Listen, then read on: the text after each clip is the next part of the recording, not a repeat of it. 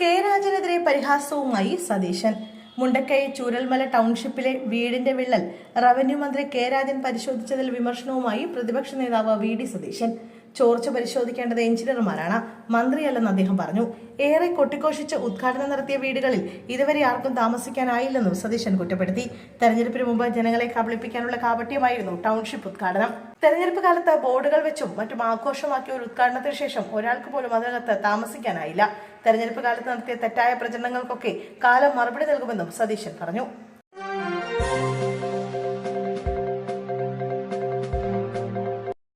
രണ്ടാം ഗഡു ലഭിച്ചില്ല. ഇമ്പിച്ചി ബാവ ഭവന പുനരുദ്ധാരണ പദ്ധതി അവതാളത്തിൽ.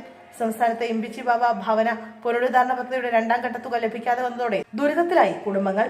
സംസ്ഥാനത്ത് 800ഓളം കുടുംബങ്ങളാണ് ഈ വർഷം പദ്ധതിക്കായി അപേക്ഷിച്ചത്. മലപ്പുറം ജില്ലയിൽ 157 കുടുംബങ്ങളാണ് നിർമ്മാണ സാമഗ്രികൾ വാങ്ങി തുക ലഭിക്കാനായി കാത്തിരിക്കുന്നത്.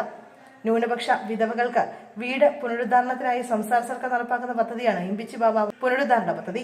25,000 രൂപ വീതം 2 ഗഡുക്കളായാണ് പണം ലഭിക്കുക.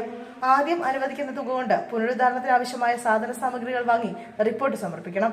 തുടർന്നാണ് നിർമ്മാണത്തിനുള്ള രണ്ടാം ഘട്ടമായ ബാക്കി തുക അനുവദിക്കുക.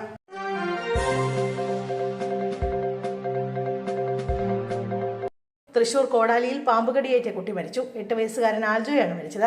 ആൽജോയുടെ സഹോദരൻ അനോജ് അപ്പോൾ ആശുപത്രിയിൽ ചികിത്സയിലാണ്. തലയണക്കിടയിൽ കിടന്നിരുന്ന പാമ്പാണ് കടിച്ചത്. ഇന്നലെ രാത്രി 2 മണിയോടെയാണ് സംഭവം. കുട്ടികൾ ഒരുമിച്ച് ഒരു മുറിയിലാണ് കിടന്നിരുന്നത്.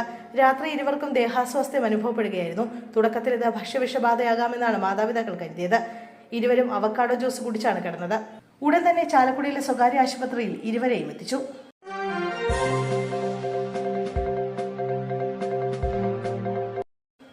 തിരുവനന്തപുരം കോർപ്പറേഷൻ പ്രവർത്തനം അവതാളത്തിലെന്ന് മന്ത്രി വി ശിവൻകുട്ടി. നാറാത്തത് നാറുമെന്നായിരുന്നു ശിവൻകുട്ടിയുടെ പ്രതികരണം. മാലിന്യ നിർമ്മാർജ്ജനം പാടേപാളിയെന്നും തെരുവുനായ ശല്യം കൂടിയെന്നും ശിവൻകുട്ടി ആരോപിച്ചു. പലയിടത്തും തെരുവ് വിളക്ക് കത്തുന്നില്ല, മാലിന്യ നീക്കം പാടേപാളി. നഗരം പകർച്ചവ്യാധി ഭീതിയിലാണെന്നും നഗരത്തിലെ ജനജീവിതം ദുസ്സഹമാക്കരുതെന്നും സർവകക്ഷി യോഗം വിളിക്കണമെന്നും അദ്ദേഹം ആവശ്യപ്പെട്ടു. തിരുവനന്തപുരം നഗരത്തിൽ പലയിടത്തും കുടിവെള്ളം മുടങ്ങിയ അവസ്ഥയിലാണെന്ന് വാർത്തകൾ പുറത്തു വന്നിരുന്നു. അതിനു പുറമെ മാലിന്യ നീക്കം അവതാളത്തിലായെന്നും തെരുവ് വിളക്കുകൾ കത്തുന്നില്ലെന്നും ആരോപണമുയർന്നു. ഈ സാഹചര്യത്തിലാണ് മന്ത്രിയുടെ വിമർശനം.